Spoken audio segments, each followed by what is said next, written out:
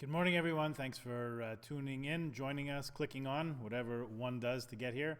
The Kehillah Charei Torah Halacha Review for Monday, June 8th.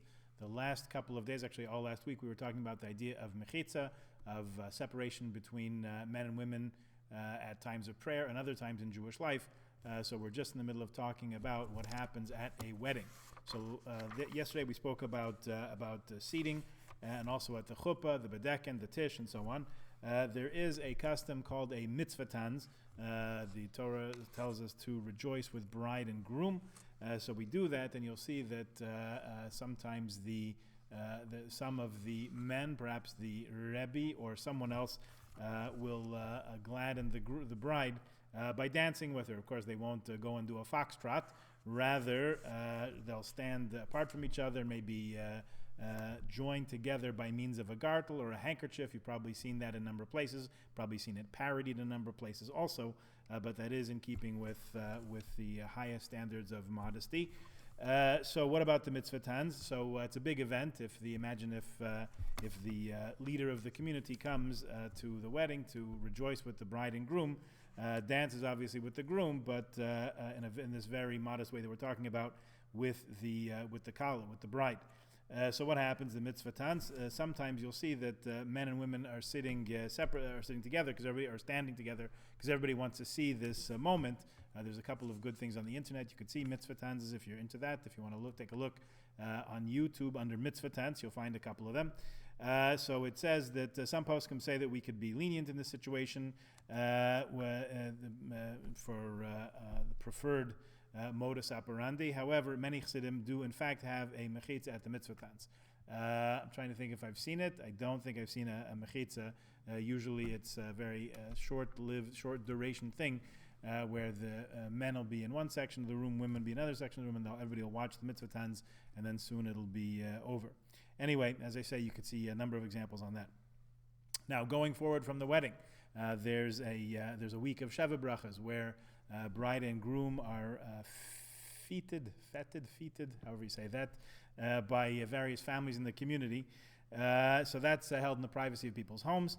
So there's no mechitza there because it's a small private gathering, not anything for public, and also in a home rather than a synagogue or a banquet hall. It's not dedicated to hosting that kind of events. So you can have the people sitting there at the table without any kind of mechitza. He suggests, in the name of Rabbi Belsky, who's his posek, that's Rabbi Lebowitz's halachic authority for a lot of these decisions, if the Sheva Brachas is held in a hall, let's say it's a big event, if it's in a synagogue social hall or a rented hall, it's a good idea to, yes, have a mechitza there. Okay, yeshiva dinners. I'm sure everybody's been invited to those fun and engaging and interesting yeshiva dinners where you listen to a couple of speakers and donate some money to a worthy cause.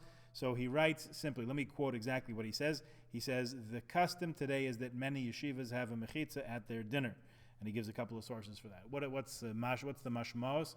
What's the implication of that? Is that in times past, that was not the custom. So even though it is today, recognizing that historically it wasn't always the case, either people found it off-putting or the powers past tense of be, the powers that beed in those days didn't feel that they could ask that of the assemblage.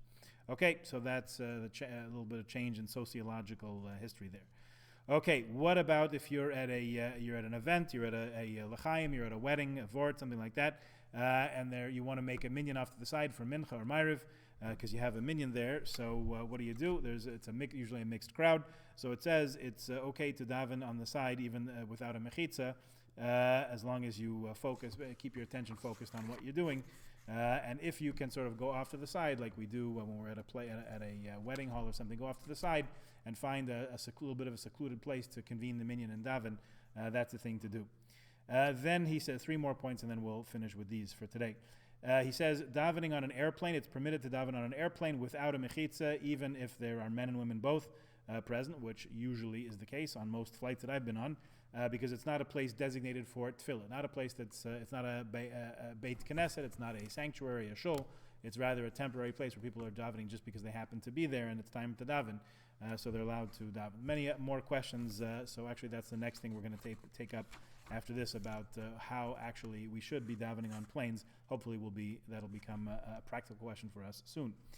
In a base avel, in Rahman al-Atzlan, a place where people are sitting shiva, someone's house, it's a house of mourning. So it's common for men and women to sit in one room in a house of mourning to comfort the mourners. When it's time to daven, usually they see the minyan goes off to a different room, a designated room. So you don't need a mechitza there. Again, it's what we call a minyan arai. It's a temporary minyan. It's by the end of shiva, the minyan's going to break up and they're not going to daven there anymore. So no need for that. Last thing he says is a camp dining room, summer camp dining room, where the head staff, in other words, rabbis and people who are married with families, with kids, the whole thing, sometimes have a separate dining room for the staff. In other words, they're not sitting together with the campers. Since people are there for the summer, it would seem proper to have a mechitza, but the custom seems to be, he said, this is again with consultation with Rabbi Belsky, who passed away about 3 years ago, maybe in New York. The custom is to be lenient in this regard. Okay, so a number of things to think about.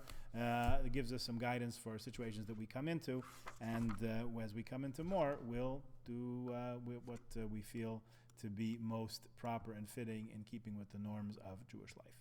Have a good day. Please tune in again tomorrow.